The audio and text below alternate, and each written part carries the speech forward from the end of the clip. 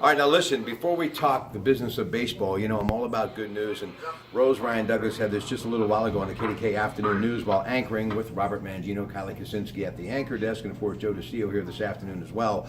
The Trump administration says the Pennsylvania-based coal company has won a contract to supply coal used for heating Ukraine's state-owned power company. Now, this deal announced today calls for ex-coal energy and resources to ship 700,000 tons of thermal coal to the Ukraine to heat homes and businesses. The first shipment is expected to leave the port of Baltimore next month at a cost of $113 per metric a ton. Energy Secretary Rich Perry hailed the deal from state-owned Centrenergo, saying such partnerships are crucial to the path forward to achieve energy dominance for the U.S. And this is a good story for those of us who love the coal industry and, of course, friends of the PA Coal Alliance. President Donald Trump has vowed to revive the struggling coal industry. The Energy Department says U.S. coal exports have risen sharply in 2017, and increased demand in Asia and Europe is the reason for it. So we're going to have more on that later tonight. But right now, Dodgers and Yankees really the big winners. But Tony Watson no more. It sounds as though the Penguins picked up another defensive player, Joaquin Benoit, but it's not.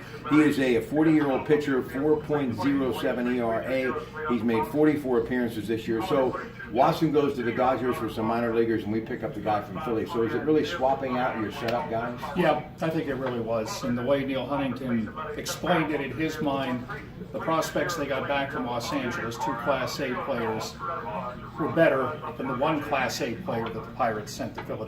So, you know, they do the offset in the bullpen, and they improve prospect-wise. I'm very grateful. This guy's extremely busy in the afternoon between 93.7 The Fan, all the Steelers stuff, camp today, and of course with Robert Mangino. So let's just get to it. Yu Darvish goes from the Rangers to the Dodgers, and Sonny Parker goes from the Athletics to the Yankees.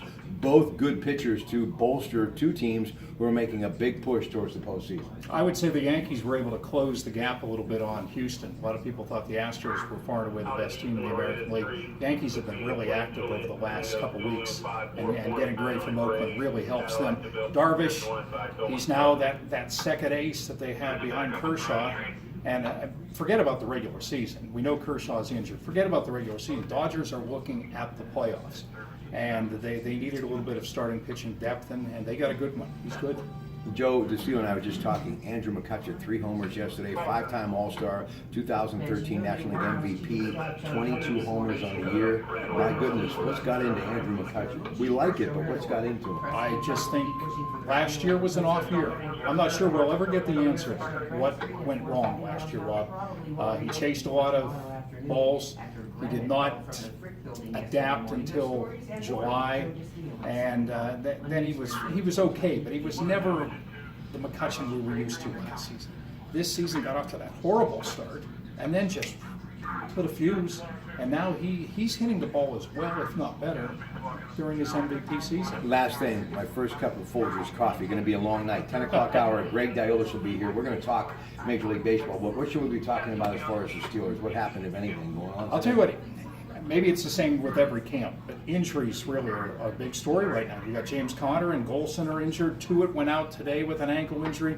I mean, it's just every day you've got 2 or 3 players getting hurt, and you hate to see that because there's a reason why they're in training camp. You know, they're trying to get better. You're trying to get cohesion, and especially for these young guys. I mean, this is a terrible blow for James Conner if he's out any time with his shoulder.